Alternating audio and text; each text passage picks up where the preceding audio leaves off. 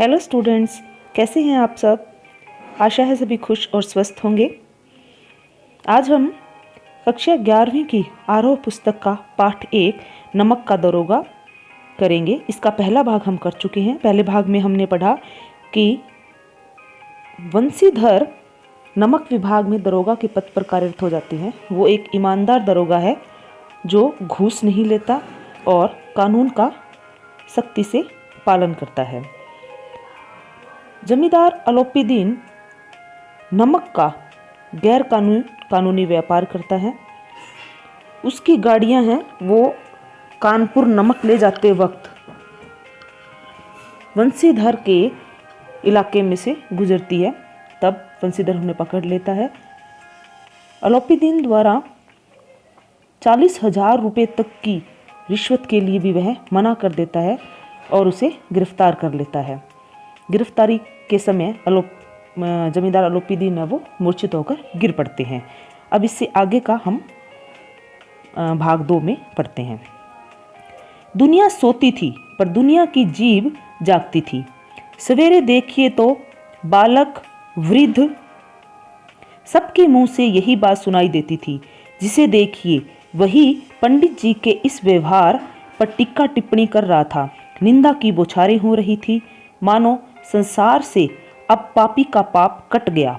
पानी को दूध के नाम से बेचने वाला ग्वाला, कल्पित रोजना मचे भरने वाला अधिकारी वर्ग, रेल में बिना टिकट सफर करने वाले बाबू लोग, जाली दस्तावेज बनाने वाले सेठ और साहूकार, यह सब के सब देवताओं की भांति गर्दनें चला रहे थे। अब पंडित अलोपीदीन के गिरफ्तार होने के बाद सारी दुनिया उनके बारे में बातें कर रही थी। जो स्वयं गैरकानूनी काम करते थे या जो स्वयं सही नहीं थे वो भी इस बारे में बात कर रहे थे। जब दूसरे दिन पंडित अलोपीदीन अभियुक्त होकर कांस्टेबलों के साथ हाथों में हथकड़ियां, हृदय में ग्लानि और शोभ भरे लज्जा से गर्दन झुकाए अदालत की तरफ चले तो सारे शहर में हलचल मच गई। मेलों में कदाचित आंखें इतनी व्यग्र ना होती होगी। भीड़ के मारे छत और दीवार में कोई भेद न रहा। अब यह दूसरे दिन का वर्णन है जब पंडित अलोपीदीन को अभियुक्त के रूप में हाथों में हथकड़ियां पहनाकर उन्हें अदालत में ले जाया जा रहा था। उस समय उनके हृदय में ग्लानि और शोभ भरा हुआ था। लज्जा से, शर्म के मारे उन्होंने अपनी गर्दन झुका रखी थी। इस बात से सारे शहर में हलचल मची हुई थी। लोग छत पर, दीवार पर, सब जगह पर चढ़कर इस दृश्य को देख रहे थे। किंतु अदालत में पहुंचने की देर थी। पंडित अलोपीदीन इस अगाध वन के सिंह थे। अधिकारी वर्ग उनके भक्त, अमले उनके सेवक, वकील मुख्तार उनके आज्ञापालक और अर्दली, चपरासी और चौकीदार तो उनके बिना माल के गुलाम थे। पंडित अलोपीदीन का प्रभाव हर जगह था। सब जगह पर उनके भक्त, यानी कि जिन्होंने उनसे कर्जा ले रखा था, ऐसे व्यक्ति थे जिनमें वकील, मुख्तार, अर्दली, चपरासी, चौकीदार सभी थे, जो सब उनके पैसे के गुलाम थे। उन्हें देखते ही लोग चारों तरफ से दौड़े। सभी लोग विस्मित हो रहे थे, इसलिए नहीं कि अलोपीदीन ने क्यों यह कर्म किया, बल्कि इसलिए कि वह कानून के पंजे में कैसे आए। अब सभी लोग पंडित अलोपीदीन को हथकड़ियों में देखकर, अदालत में देखकर हैरान थे। इस बात से हैरान नहीं थे कि इन्होंने ऐसा काम क्यों किया, बल्कि इस बात से हैरान थे कि वो कानून के पंजे में कैसे आ गए, क्योंकि अपने पैसे के बल पर वो हर किसी को खरीद लेते थे। ऐसा मनुष्य जिसके पास असाध्य साधन करने वाला धन और अनन्य वाचालता हो, वह क्यों कानून के पंजे में आए। प्रत्येक मनुष्य उसे सहानुभूति प्रकट करता था। बड़ी तत्परता से इस आक्रमण को रोकने के निमित्त वकीलों की एक सेना तैयार की गई।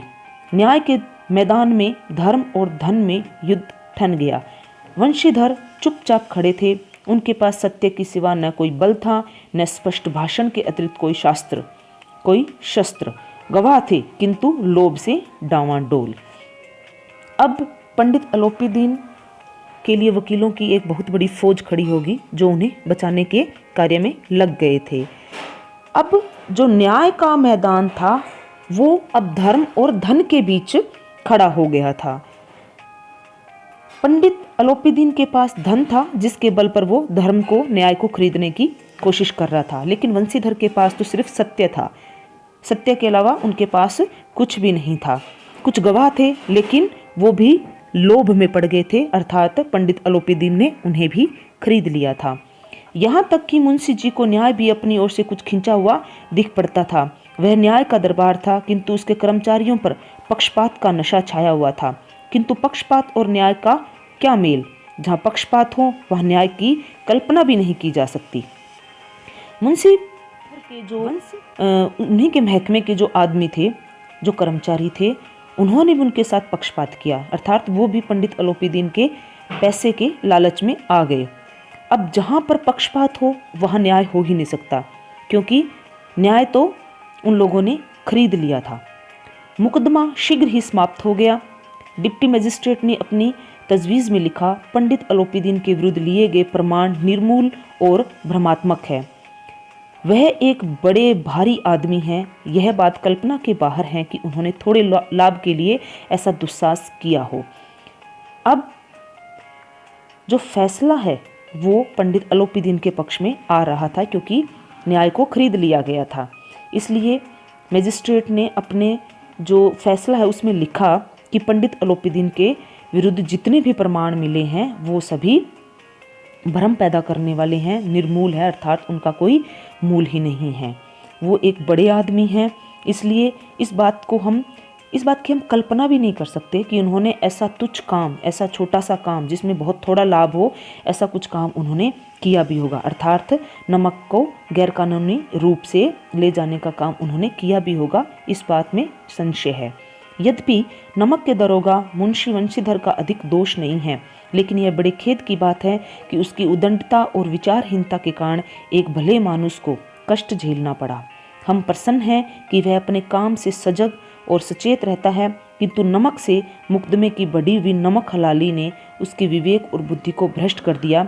भविष्य में उसे होशियार रहना चाहिए। अब ये पंडित मुंशी वंशीधर के लिए ये कहा गया कि हालांकि वो अपने काम के प्रति सजग और सचेत है, लेकिन ये बड़े खेद की बात है कि उन्होंने एक भले मानुष को कष्ट दिया है। पंडित अलोपीदीन है, वो एक भले मानुष है, बड़े आदमी हैं, वो ऐसा नमक का गैरकानूनी व्यापार करने का दुस्साहस नहीं कर सकते।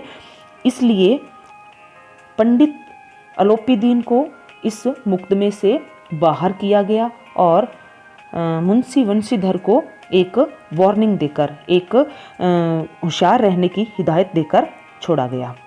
वकीलों ने यह फैसला सुना और उछल पड़े। पंडित अलोपीदीन मुस्कुराते हुए बाहर निकले।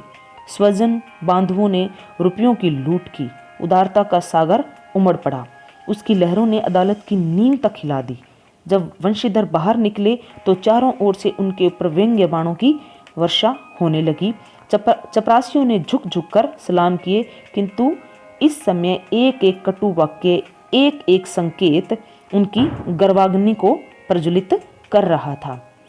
अब जब अलोपीदीन के पक्ष में फैसला आ गया तो सभी खुश थे। उनके जितने भी स्वजन थे, बंधु बांधव थे, उन्होंने रुपए बांटने शुरू किए, रुपयों की लूट शुरू हो गई।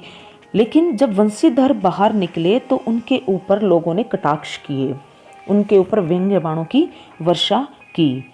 अब एक एक कटु वाक्य, एक एक जो संकेत लोग उनके खिलाफ जो बोल रहे थे, वो अलोपीदीन की जो गर्व की अग्नि है उसको जला रहे थे, प्रज्वलित कर रहे थे। कदाचित इस मुकदमे में सफल होकर वह इस तरह अकड़ते हुए न चलते। आज उन्हें संसार का एक खेदजनक विचित्र अनुभव हुआ। न्याय और विद्वत्ता, लंबी चौड़ी उपाधियां, बड़ी बड़ी दाढ़ियां और ढीले चोगे एक भी सच्चे आदर के पात्र नहीं हैं। ये सब बड़े बड़े जो वकील हैं, बड़े बड़े जो न्यायाधीश हैं, उनके लिए बात की गई है कि बड़ी बड़ी जो दाढ़ियाँ रख के, ढीले चोगे पहनकर, लंबी चौड़ी उपाधियाँ धारण करके जो अपने आप को न्याय के देवता मानते हैं, वो कोई भी आदर के योग्य नहीं है। वंशीधर ने धन से बैर मोल लिया था, उसका मूल्य चुकाना अनिवार्य था। कठिनता से 1 सप्ताह बीता होगा कि मोतली का परवाना आ पहुंचा। अब वंशीधर ने अलोपीदीन जैसे धनी व्यक्ति से बैर मोल लिया था, तो इसका अब उन्हें कीमत भी चुकानी पड़ी थी। लगभग 1 ही सप्ताह हुआ होगा कि उनके मुअत्तली का परवाना आ पहुंचा, अर्थात उन्हें उनके नौकरी से सस्पेंड कर दिया गया।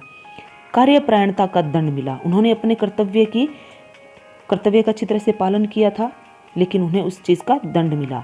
बेचारे भग्न हृदय, शोक और खेद से व्यथित घर को चले।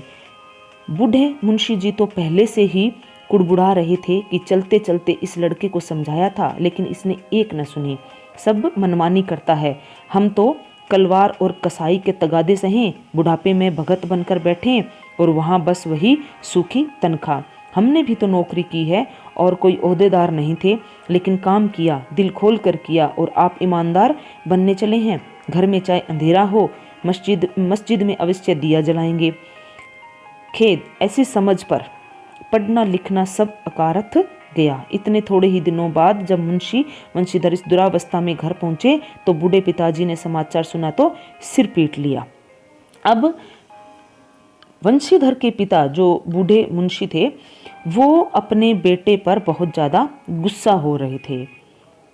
वो मन ही मन कह रहे थे कि मैंने भी नौकरी की है, मैंने भी काम किया है, जाते वक्त उसे मैंने इतना समझाया था, लेकिन फिर भी उसने मेरी बात नहीं मानी।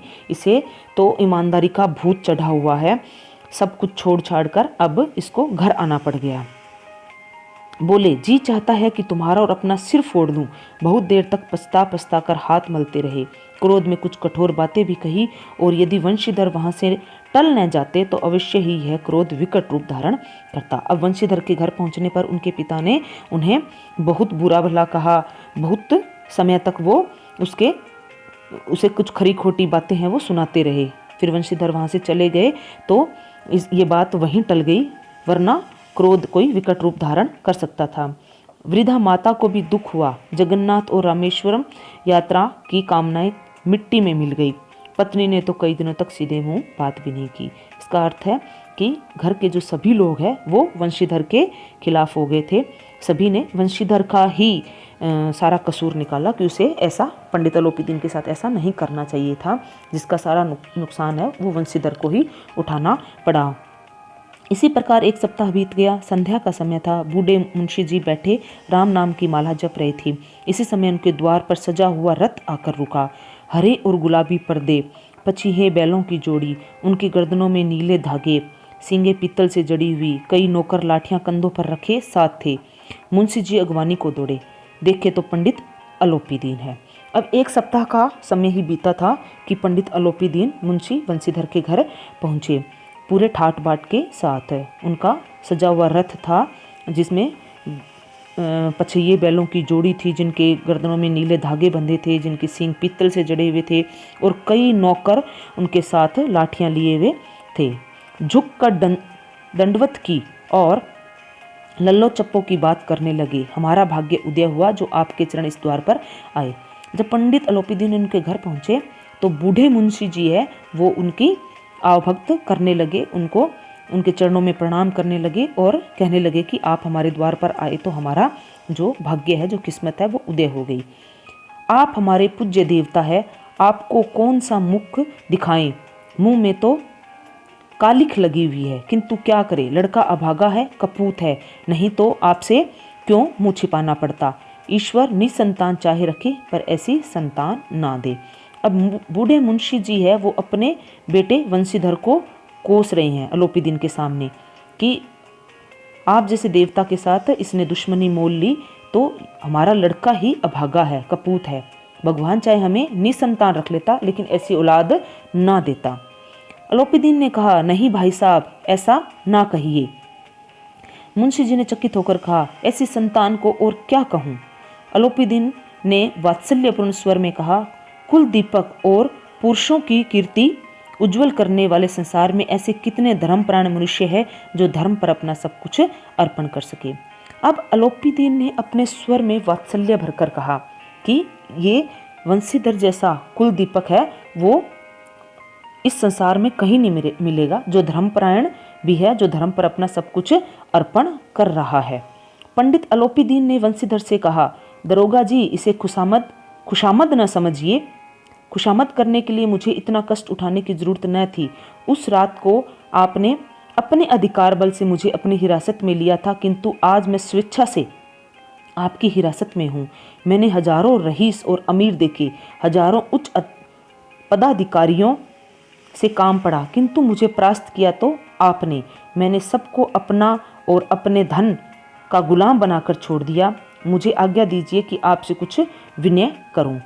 अब पंडित अलोपीदीन का दूसरा ही रूप देखने को मिल रहा है। अब वो मुंशी वंशीधर से कहते हैं कि दरोगा जी, आप ये मेरी बातों को खुशामद मत समझना, क्योंकि खुशामद समझने के लिए मुझे इतना कष्ट उठाने की जरूरत ही नहीं थी। उस दिन आपने मुझे हिरासत में लिया था क्योंकि उस टाइम आपको अधिकार था, लेकिन आज मैं अपनी इच्छा से आपके पास आया हूँ। अब वो बताते हैं कि मैंने अपनी ज़िंदगी में हजारों रईस और अमीर आदमी देखे हैं, हजारों मैंने ऊंचे पद पर आसीन अधिकारियों से भी मुझे काम पड़ा है, किंतु मैं किसी से नहीं हारा हूं तो मैं सिर्फ आपसे। मैंने अपने धन से आपको अपना गुलाम बनाना चाहा था, लेकिन आप मेरे गुलाम नहीं बने। हालांकि मैंने जो बड़े बड़े अधिकारी हैं, अमीर हैं, रईस हैं, उनको अपने धन का गुलाम बनाया था। यदि आप आज्ञा दे तो मैं आपसे कुछ प्रार्थना करना चाहता हूँ। वंशीधर ने अलोपीदीन को आते देखा तो उठकर सत्कार किया, किंतु स्वाभिमान सहित। समझ गए कि यह महाशय मुझे लज्जित करने और जलाने आए हैं। क्षमा प्रार्थना कर चेष्टा नहीं की, वरन उन्हें अपने पिता की यह ठकुर सुहाती की बात ऐसे ऐसी प्रतीत हुई। अब वंशीधर ने सोचा कि अलोपीदीन आए हैं तो वो मुझे लज्जित करने आए होंगे, फिर भी उन्होंने उठकर स्वाभिमान सहित उनका स्वागत किया। उनके पिता द्वारा उसकी इस तरह से जो भक्त सा आदर सत्कार करना, वो पंडित